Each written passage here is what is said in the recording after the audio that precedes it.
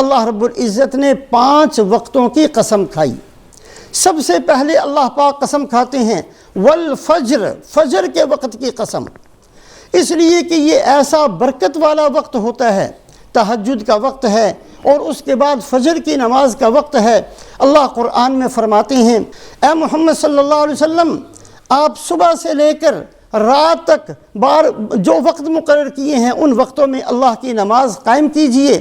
اور یہ قرآن جو فجر کے وقت میں پڑھا جاتا ہے یہ بہت ہی برکت والا ہے، اس میں فرشتے سب سے زیادہ کثرت سے حاضر ہوتے ہیں۔ حدیث پاک کے اندر آتا ہے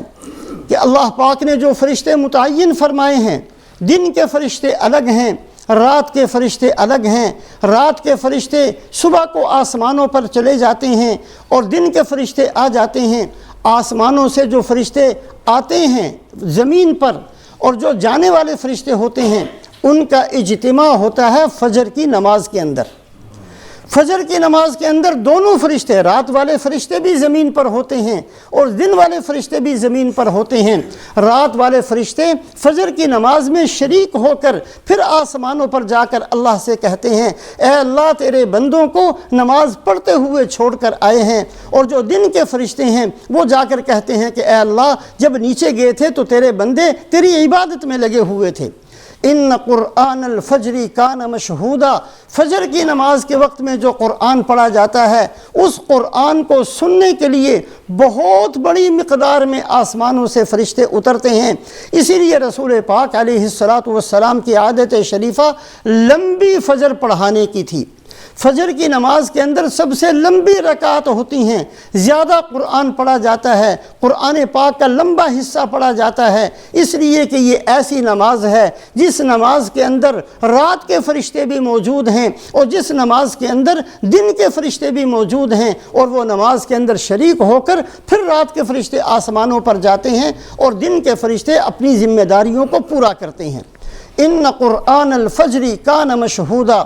قرآن سننے کے لیے فجر کی نماز میں فرشتے کثرت سے آتے ہیں۔ حضرت عمر رضی اللہ تعالیٰ عنہ کا زمانہ، حضرت عمر رضی اللہ تعالیٰ عنہ نے نماز کے اندر، فجر کی نماز کے اندر ایک بندے کو دیکھا، ایک صحابی کو دیکھا کہ وہ موجود نہیں ہیں۔ فجر کی نماز پڑھنے کے بعد ان کے گھر تشریف لے گئے،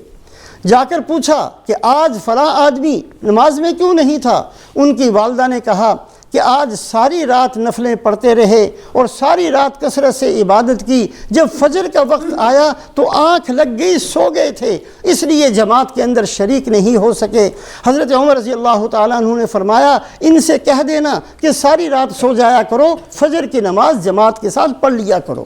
وہ زیادہ بہتر ہے۔ فجر کی نماز کے اندر شریک ہونا یہ اللہ پاک کو سب سے زیادہ پسند ہے، اس لیے کہ فجر کے وقت اللہ رب العزت کی طرف سے اعلان ہوتا ہے کوئی ہے توبہ کرنے والا میں اس کی توبہ کو قبول کر لوں، کوئی ہے رزق مانگنے والا میں اس کو رزق دے دوں، کوئی ہے مجھ سے سوال کرنے والا کہ میں اس کے سوال کو پورا کر دوں۔ ان قرآن الفجر کان مشہودا، اللہ رب العزت نے فجر کے وقت کی قسم قرآن پاک کے اندر کھائی، اس لیے کہ یہ بہت عظیم وقت ہے اور بہت برکت والا وقت ہے۔ رسول پاک علیہ السلام فرماتے ہیں، دعا مانگتے ہیں، اللہم بارک لامتی فی بکورہا، اے اللہ میری امت کے لیے صبح کے وقت میں برکت نازل فرما۔ رسول پاک علیہ السلام کی دعا کی برکت سے یہ جو صبح کا وقت ہے، یہ فجر کا وقت ہے، اس وقت کے اندر اللہ کی طرف سے برکت ڈال دی جاتی ہے۔ اس وقت کے اندر تھوڑے وقت میں بندہ زیادہ کام کر سکتا ہے، اچھے طریقے سے عبادت کر سکتا ہے۔ اور ایک حدیث پاک کے اندر فرمایا جو آدمی فجر کے وقت میں سوتا رہے وہ اللہ سے رزق کے کم ہونے کی شکایت نہ کیا کرے، اس لیے کہ اس کا رزق تنگ کر دیا جاتا ہے، اس بندے نے جو برکت کی چیز تھی وہ گنوا دی ہے سو کر۔ اس لیے صبح کا وقت، فجر کا وقت اتنا عظیم وقت ہے کہ اللہ رب العزت مخلوقات میں سے جہاں رسول پاک علیہ السلام کی جان کی قسم کھاتے ہیں، جہاں اللہ پاک فرشتوں کی قسم کھاتے ہیں، جہاں اللہ پاک کوہ طور کی قسم کھاتے ہیں، جہاں اللہ پاک آسمانوں اور زمینوں کی